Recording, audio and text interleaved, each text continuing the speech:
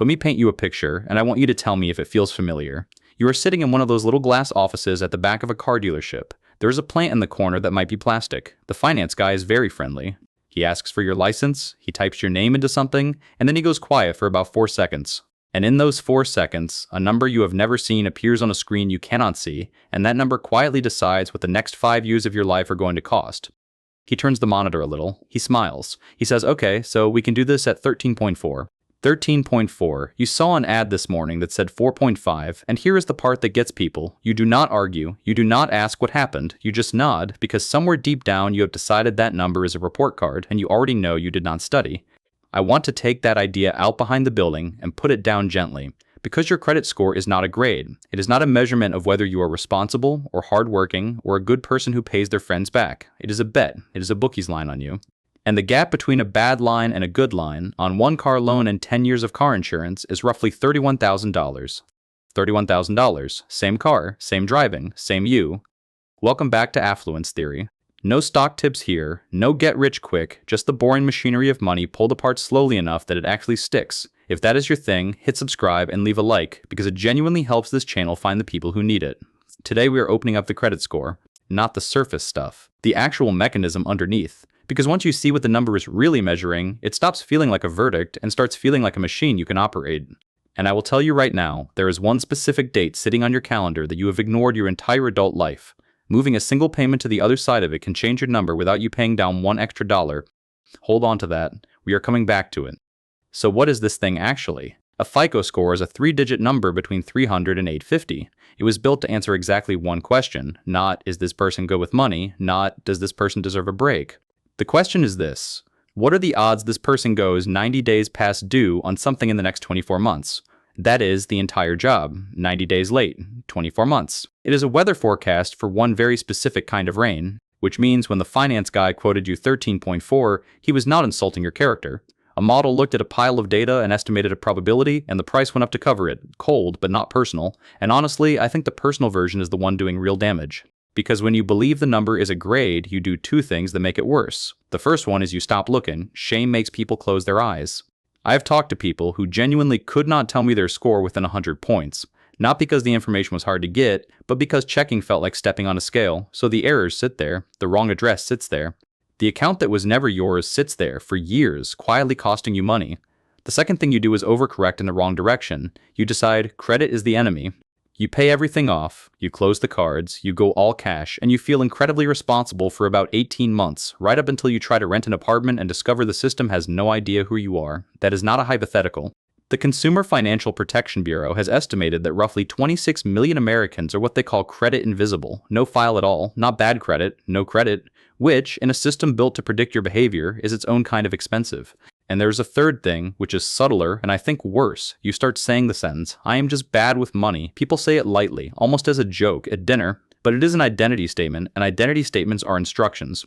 Once you have decided you are bad with money, every decision after that gets made by somebody who is bad with money, and the whole thing turns into a closed loop.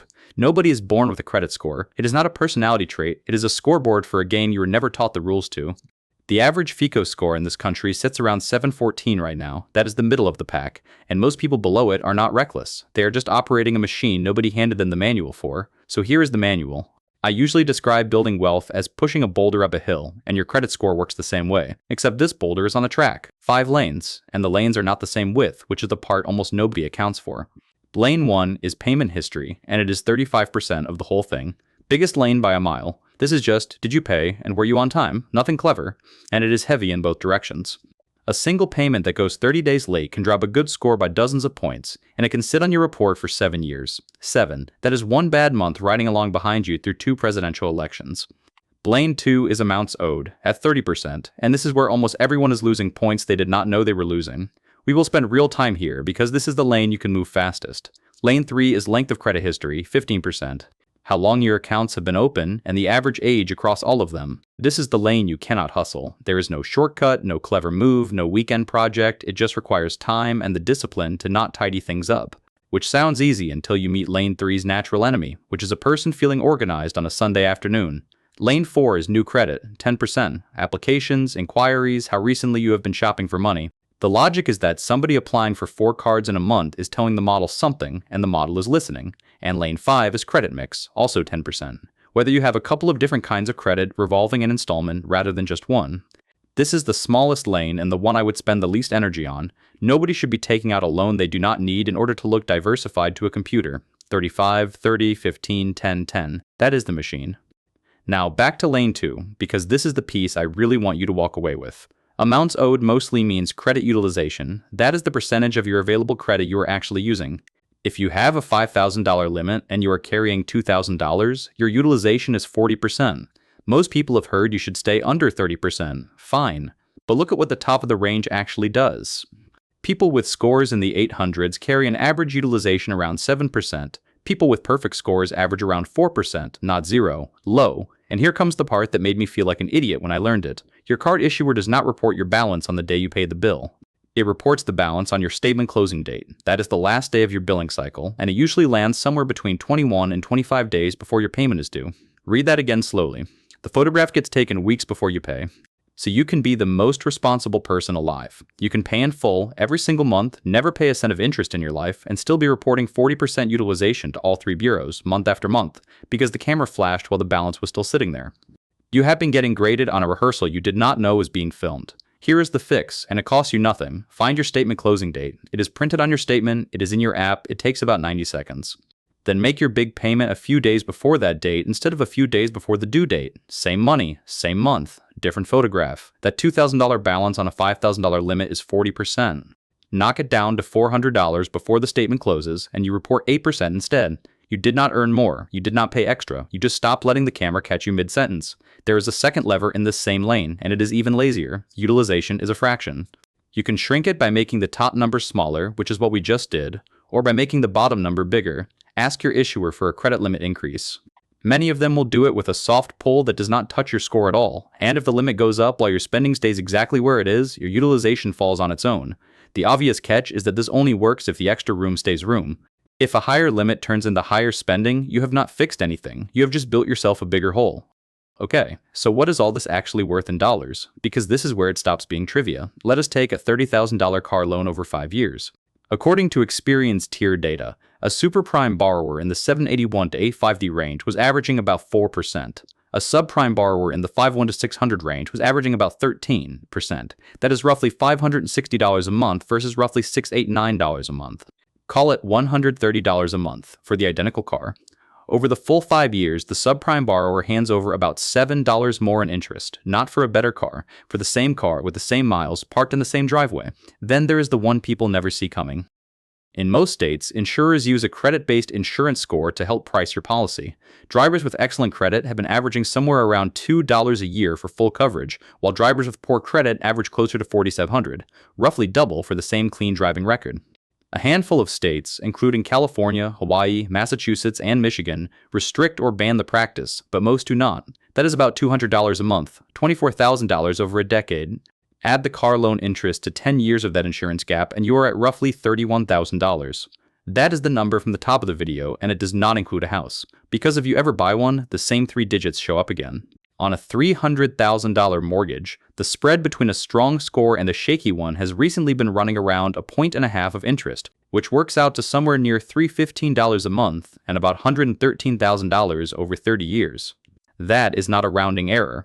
That is a retirement. So let us talk about the ways people accidentally shoot themselves in the foot, because I have done a couple of these personally and it was humbling.